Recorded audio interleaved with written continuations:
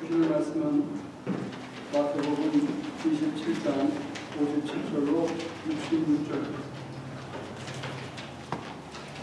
날이 저물었을 때 가리마대 사람 출신으로 요셉이라고 하는 한 부자가 왔다. 그도 역시 예수의 제자였다. 이 사람이 빌라도에게 가서 예수의 시신을 내어달라고 청하였다. 빌라도가 내주라고 명령하였다.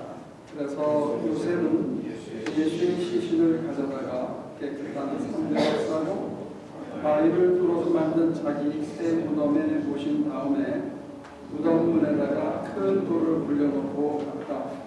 거기 무덤 맞은편에는 막달라 마리아와 다른 마리아가 앉아 있었다. 이튿날 곧 주일 다음날에 대제사장들과 바리새파 사람들이 빌라도에게 몰려가서 말하였다. 각각 세상을 미혹하던 그 사람이 살아있을 때에 사흘 뒤에 자기가 살아난다고 말한 것을 우리가 기억하고 있습니다. 그러니 사흘째 되는 날까지는 무덤을 단단히 지키라고 명령해 주십시오. 혹시 그의 제자들이 와서 시체를 훔쳐가고 백성에게는 그가 죽은 사람들 가운데서 살아났다 하고 말할지도 모릅니다. 그렇게 되면 이번 소집승은 처음 것보다 더 나쁜 영향을 미칠 것입니다. 빌라도가 그들에게 말하였다. 경비병을 내줄 터이니 올라가서 제주껏 지키시오. 그들은 올라가서 그 돌을 봉인하고 경비병을 두어서 무덤을 단단히 지켰다. 사도 바울은 그렇게 얘기를 했습니다. 내가 세례 받을 때 그리스도와 함께 십자가에 못 박혀 죽고 그리스도와 함께 다시 살아났다. 이제는 내가 산 게 아니다. 그래서 사도 바울에 따르면 사실은 십자가가 영적인 의미의 자기의 탄생지입니다. 그러니까 십자가 위에서 다시 태어나는 거예요. 그러니까 우리의 생명은 사실은 그리스도 예수의 희생이라는 것. 자기 한 사람 위해서라면 굳이 그렇게 안 살아도 되는데 정말로 하나님의 자녀로서 인간답게 사는 길이 무엇인지를 다 살아내셨고 이 길로 가는 게 사람에게 제일 좋은 거다 하는 것을 보여주셨죠. 그래서 그분을 통해서 인간이 인간답게 사는 길이 이런 거구나. 그리고 그분은 그때 죽은 게 아니고 내 안에서 살아서 내 안에서 그거를 계속 할 수 있는 힘과 방향을 이제 일러준다는 면에서 우리들에게는 굉장히 소중한 사건이죠. 그런 맥락에서 본다면 예수가 가셨던 그 삶, 그 길, 그 십자가의 길이 내게 사람이 어떻게 살아야 되는가 하는 걸 보여주는 참 생명의 탄생인 것뿐만이 아니고 실제로 우리는 십자가를 지는 연습을 통해서 내 생각, 내 판단, 내 욕망, 내 가치관, 나라는 것을 끊임없이 죽여야 사람답게 사는 것, 그게 되더라고요. 저도 이번에 올해 서로 교제하고 알았지만 그 친구 목회자인 김정호 목사를 만날 때마다 저건 참 좋은 품성이다 하는 그 좋은 거를 보고 배울 수 있는 기회가 되는 것 같아요. 구체적으로 얘기를 하면 사람이 참 따뜻하더라고요. 그래서 이렇게 가까이 가고 싶어 하고 사람에 대한 끊임없는 어떤 배려 같은 게 있고 그거를 아주 잘 표현하는 아주 좋은 장점을 갖고 있다 하는 걸 볼 때마다 느껴요. 근데 저는 그게 제 스스로가 봤을 때 늘 부족하고 가진 거를 표현도 못하고 또 사람들이 가까이 다가오는 것을 가슴을 열고 이렇게 확 받아들이는 이것도 여러 가지로 부족한 것 같아요.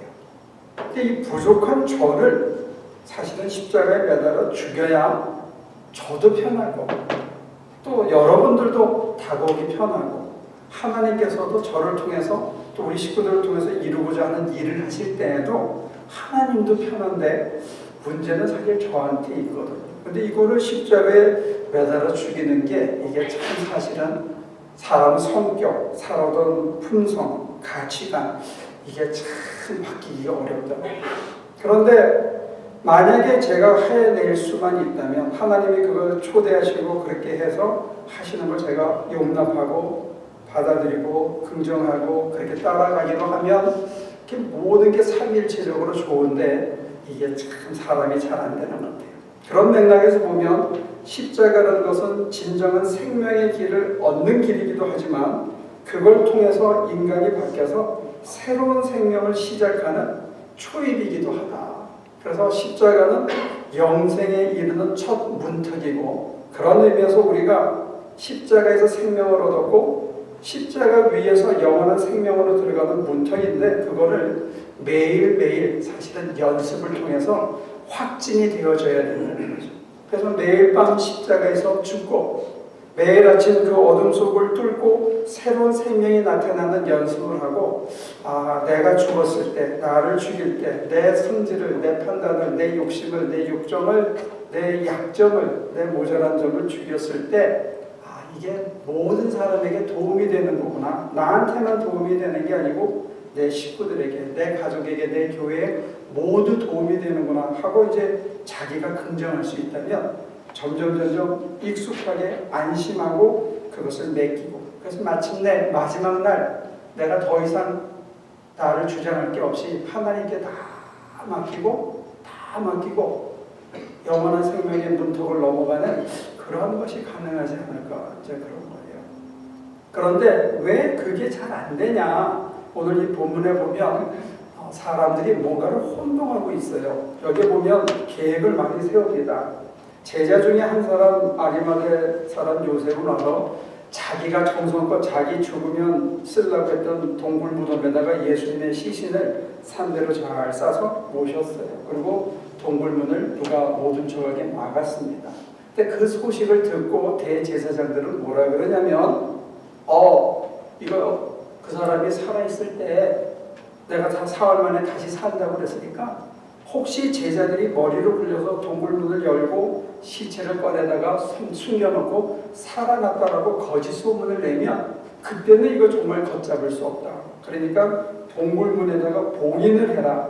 그리고 파수꾼이 지키게 해서 누가 그런 짓을 못하게 막자. 굉장히 현실적인 생각이고 굉장히 똑똑하고 영리한 생각이고 정말로 그렇게 하면 누가 꺼내가지 못하는 거죠. 이게 현실입니다. 그런데 문제는 뭐냐면 이 현실적인 생각들, 이 현실을 갖고 싶은 사람들이 뭘 못 보냐면 동굴 어둠 속에서 일어나고 있는 또 하나의 사건이 있다는 거예요. 사람은 할 수 없는 것, 사람이 못하는 것, 곧 하나님이 하시는 부분이 있다는 거예요. 이건 진실입니다.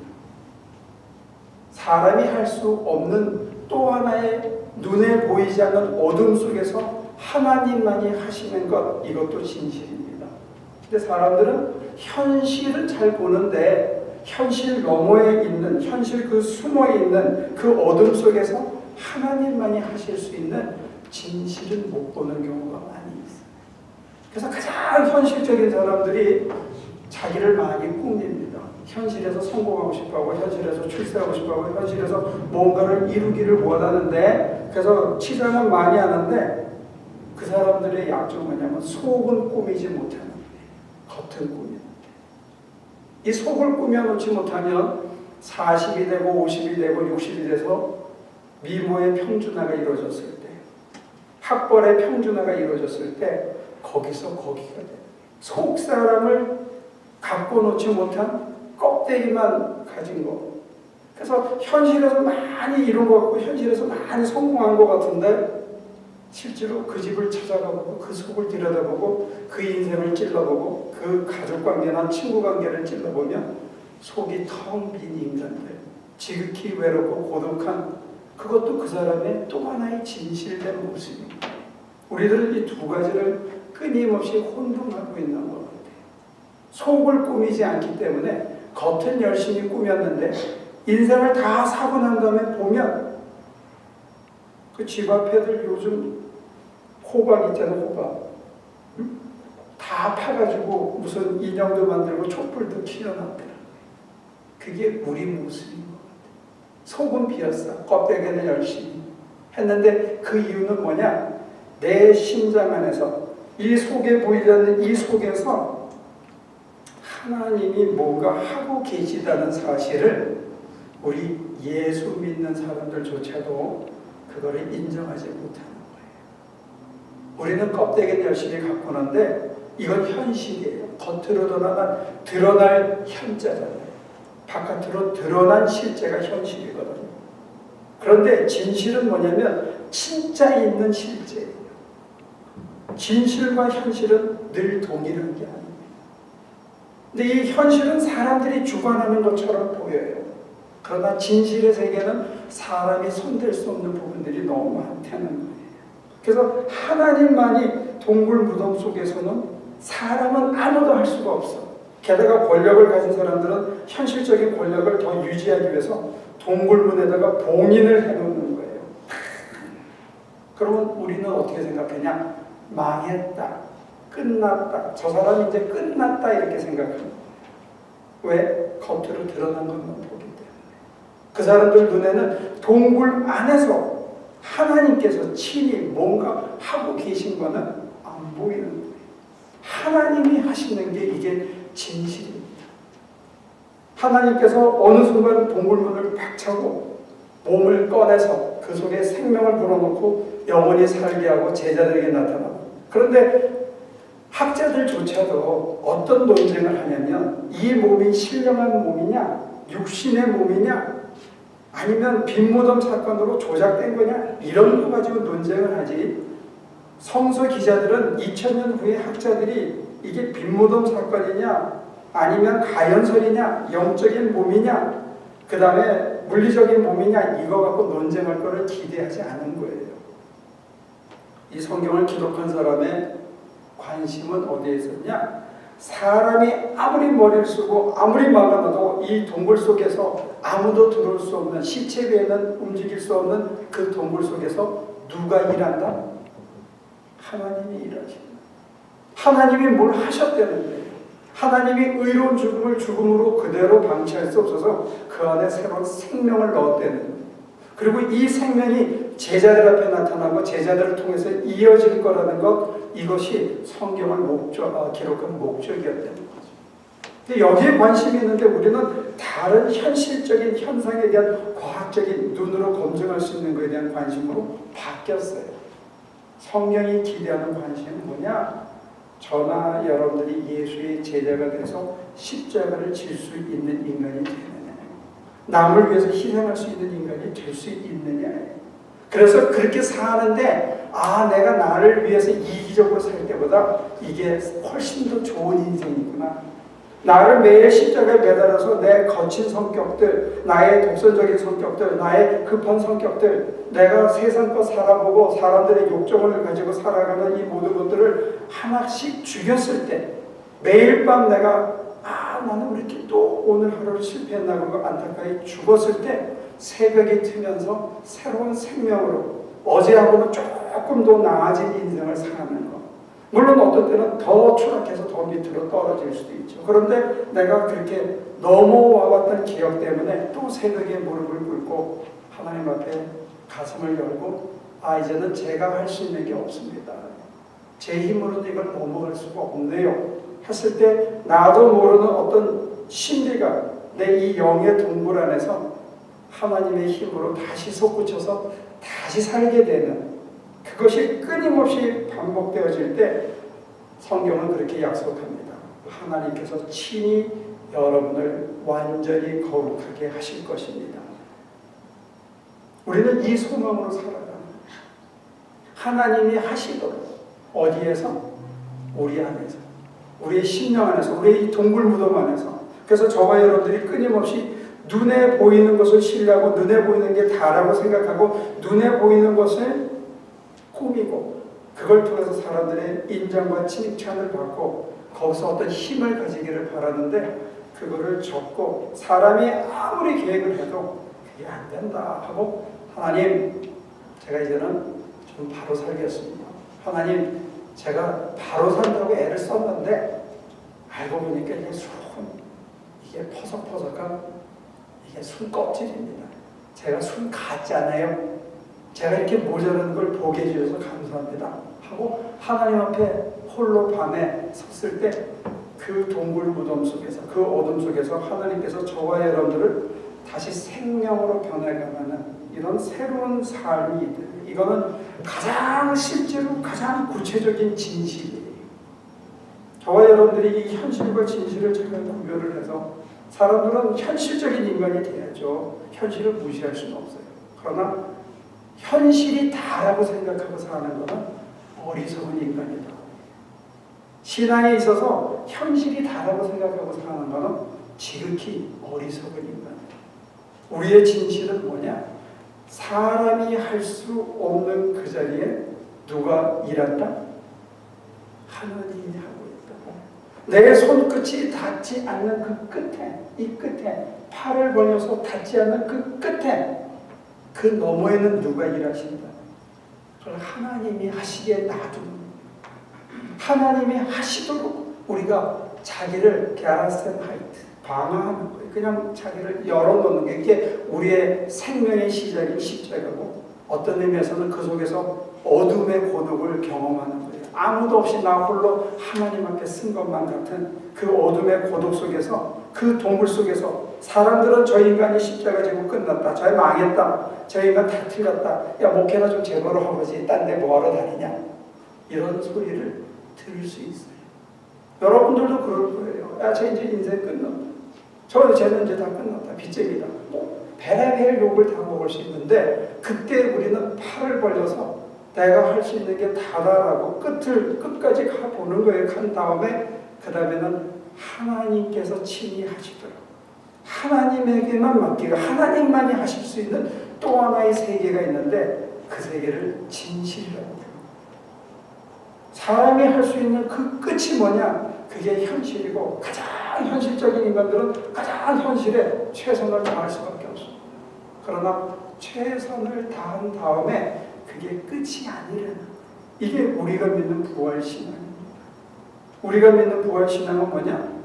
동굴 안에서 사람들은 동굴을 문을 돌로 막아놓고 봉인을 하고 지키고, 거기서 무슨 거짓이나 가짜가 일어나지 않도록 지키고 있는데, 아무리 사람이 지켜도 동굴 안에서 일하시는 분, 하나님이 친히 일하시고 있는 그 일만은 사람이 막아낼 수 없다.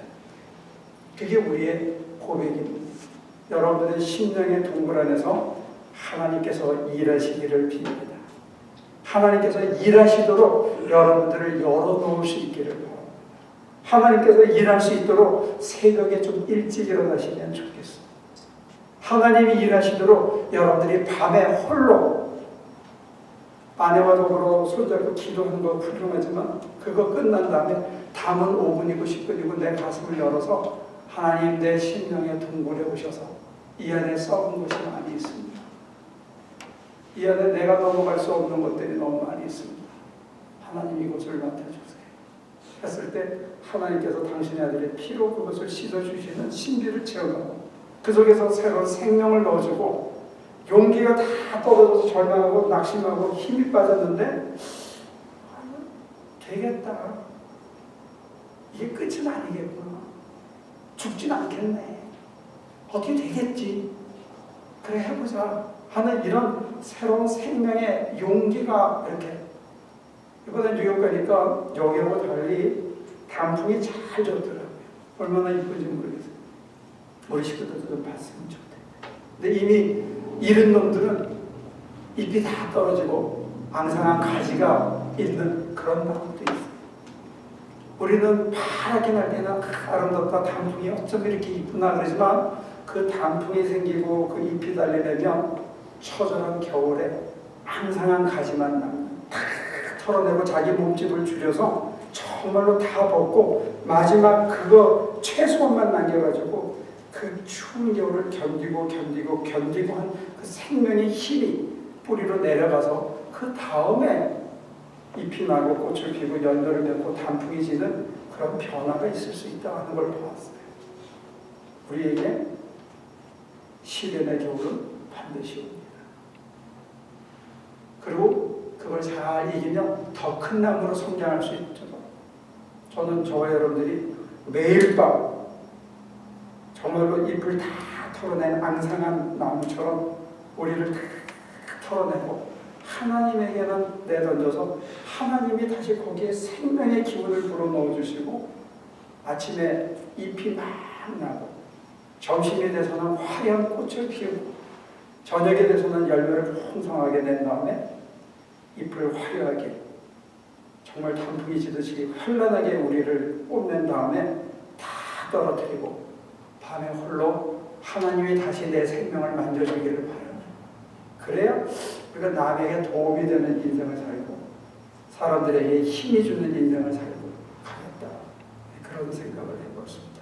아무쪼록 하나님만이 하실 수 있는 세상이 우리 신자님입니다. 내가 하나님 앞에 홀로 고독하게 하는 그 동굴 무덤 속에 하나님만이 하시는 세상입니다. 이걸 저는 진실이라고 고백합니다. 아무쪼록 여러분들이 눈에 보이는 이 현실에 주눅들지 않고 이걸로 끝났다고 생각하지 말고 그 너머의 그 깊이에 저 속에 사람의 손이 닿을 수 없는 바로 그 속에 사람이 아무리 꾸며도 감당할 수 없는 그 속에 하나님만이 하실 수 있는 참된 세상, 참된 생명의 자리, 진실의 세계가 있다는 것, 이것을 누리고 사는 저와 여러분들이 됐으면 참 좋겠습니다. 기도합니다.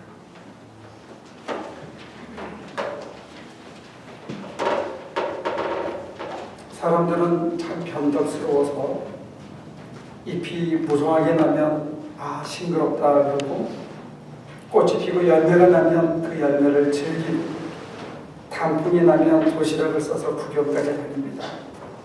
그러나 앙상하게 가지만 남으면 쳐다보고 싶어 하지 않고 을씨년스럽다고 생각합니다. 그러나 그 나무를 통해서 그 추위를 통해서 그걸 견디는 그 시련을 통해서 그 나무가 더 건강해지고 더 성숙해지고 그 다음에 더 많은 잎과 더 많은 성숙과 더 많은 열매를 맺게 되는 것 우리들은 자연을 통해서는 봅니다. 그러나 하나님께서 우리를 그렇게 다루실 때 우리에게 그런 성숙을 주기 위해서 우리의 가지를 쳐나가시고 우리의 잎을 완전히 무장하시고 우리를 홀랑 벗기실 때 우리는 두려워하고 인생이 끝났다고 착각합니다. 하나님 오늘 진실을 보여주셨사오니 오히려 1년에 한 번, 10년에 한 번 그런 걸 겪는 게 아니라 매일 저녁, 매일 새벽마다 하나님 앞에서 우리의 모든 껍질을, 얼굴을, 겉에 입은 치장을 다 벌거벗고 하나님 앞에 홀로 설 수 있는 용기와 시간과 열심을 허락하여 주시옵소서. 하나님만이 다스릴 수 있는 바로 그 자리가 있음을 고백합니다. 이 시간 우리 하나 식구들 모두 고개 숙여 고백합니다. 내가 할 수 있는 것이 아무도 없습니다. 지극히 부족합니다. 지극히 모자라고 그래도 끝까지 붙들고 있는 이 악한 성품들을 하나님만이 다스릴 수 있사오니 이 시간 거둬가 주시고 그 속에서 하나님의 성품이 다시 나고 하나님의 생명의 힘이 기운이 바로 그 자리에서 다시 멈출 수 있도록 우리에게 더 큰 은혜를 이 시간 덧입혀 주시옵소서. 하나님 앞에 모든 것을 내려놓고 사람이 할 수 있는 끝자리에 우리가 서 있음을 고백합니다. 하나님 우리를 도와주시옵소서. 예수 그리스도의 이름으로 기도합니다. 하나님께서는 빛난 면류관을 예비하시고 우리를 하나님의 아들의 형상과 동일한 모습이 되도록 예정하시고 또 우리를 이미 영원롭게 하셨는데 우리는 그 진실을 보지도 못하고 누리지도 못하고 살아갑니다. 그저 사람들이 나를 어떻게 보나 사람들한테 어떻게 보이는 게 제대로 되는 건가 여기에 연연합니다. 눈에 보이는 게 다라고 우리를 유혹할 때 보암직하고 먹음직스러운 것이 있으면 그저 먹고 싶고 또 사람들이 좋다고 하는 데는 다 따라다니고 싶고 사람들이 좋다고 하는 거는 다 가지고 싶은 하나님, 그래서 하나님이 우리를 위해서 환난과 시련과 곤고와 핍박과 매맞음을 허락하실 때 우리는 피하고 싶고 십자가는 지기 싫어합니다. 하나님, 십자가를 지고 매를 맞고 고난을 당하고 환난을 당하고 심지어 다른 사람 때문에 수고하고 손이 아프고 온마디가 아프고 뼈가 아프고 정말 숨쉬기 힘겨울 정도로 힘겨운 일을 견뎌내야 할 때 하나님, 그 모든 과정을 통해서 그 동굴 무덤 속에서 하나님께서 우리에게 빛난 면류관을, 영원한 생명을, 하나님의 아들 그리스도와 동일한 모습이 되도록 하나님께서 우리를 다듬어가고 계시다는 것, 이 시간 받아들이게 하여 주옵소서. 눈에 보이는 것이 아니라 보이지 않는 그 어둠 속에서 하나님만이 하시는 그 위대한 역사를 이 시간 감격과 기쁨을 가지고 그 은혜를 받아들일 수 있는 용기를, 믿음을 덧입혀 주시옵소서.